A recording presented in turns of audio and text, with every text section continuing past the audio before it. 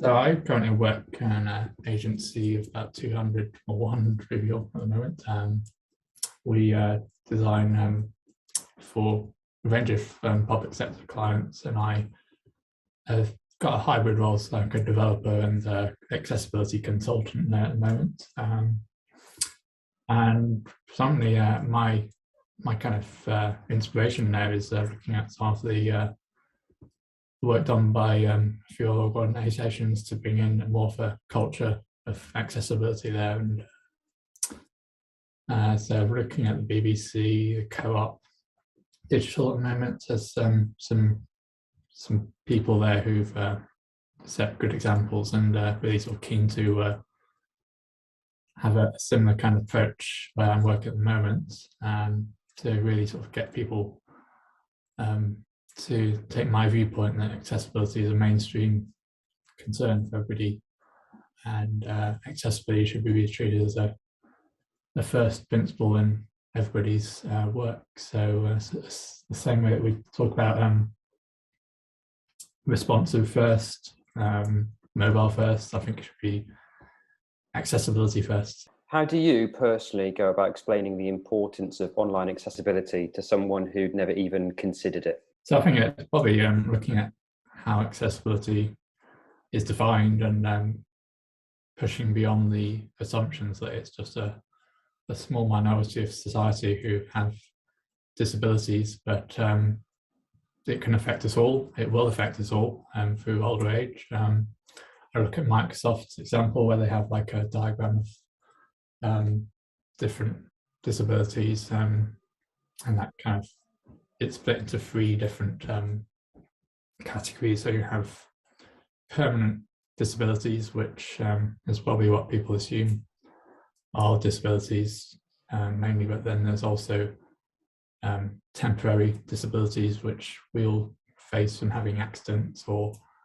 just problems throughout life and that happen temporarily, which create barriers for us. And similarly for situational disabilities. So I think people can relate to things such as being intoxicated, and that creates its own disabilities whenever you're trying to do something online. And yeah, there's I think getting people to understand the perceptions and challenging those perceptions of what an actual disability is. Asking who are you willing to exclude when you're designing something, and that's a better way of looking at it, really. How do you think the internet will change over the next 10 years? And what specific features or habits that exist now do you hope will be seen as from their time?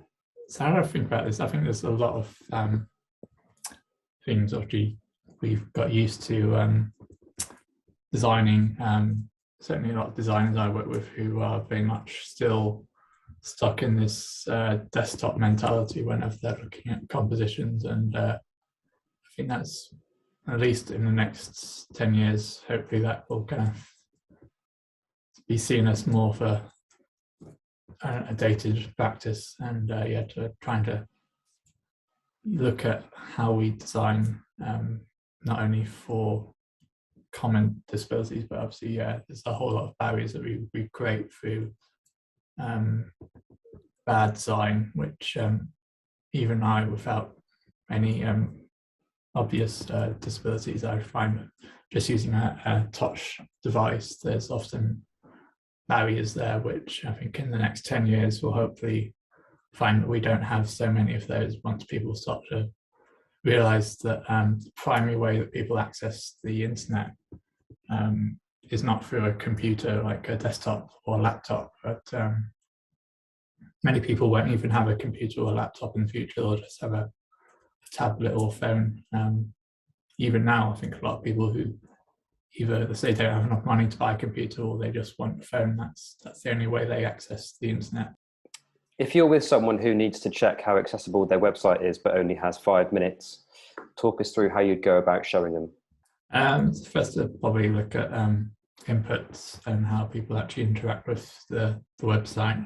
Taking away the most common way we do normally is to just take away the mouse and see whether they can still access everything purely just using a keyboard, just to demonstrate that you need to have every function accessible. And if you can't do that without a mouse, then there's a whole range of different accessibility assistive technology which requires that same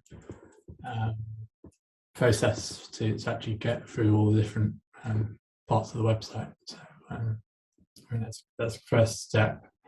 Another step is really looking at the whole visual appearance, and if you take away all of the styling and all of the like scripts or functions, can you still make sense of what's on the page, and does it make sense in terms of being out of context? In terms of the adoption of accessible digital products, what do you think is the biggest challenge? I think looking at companies and organizations, looking at the team structure, how disabilities are represented in companies, that's a big challenge. So we don't have enough people with a range of disabilities being able to get into employment, and therefore have a good representation of the products.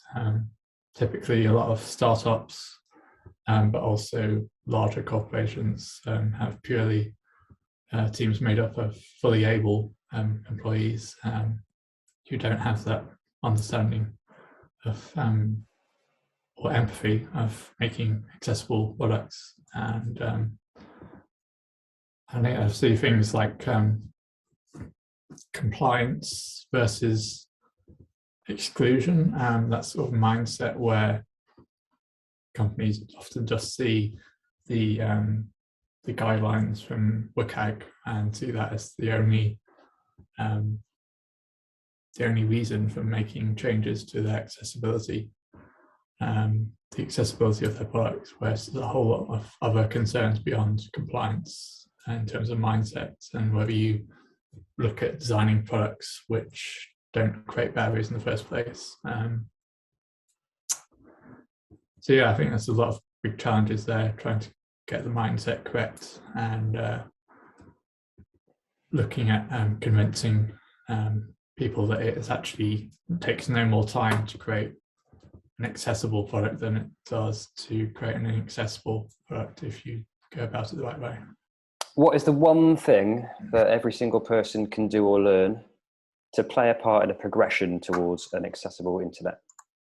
So I think a good starting point is to read a good, or watch a good article, presentation, which I found quite recently through somebody who is quite well known through the accessibility networks. I think that's one of the good starting points to actually educate yourself through good sources of material, which really give you that understanding of why accessibility matters. So that's a little book of accessibility, which is by the author Gareth Ford-Williams. So he's previously worked at the BBC and worked on creating a culture of accessibility there, and it's fully accessible as well. So you can read it, you can watch it online when it's called captions as well. But yeah, I'm not going to condense everything that he said into this answer, but yeah, really just to have, I think, empathy, develop a sense of empathy for the everyday sort of challenges that people face using online services, and that sort of helps you to begin to like push your assumptions beyond what a disability is, to start to understand that it affects us all at some point, and yeah, just ensure your design or your work doesn't create barriers for people.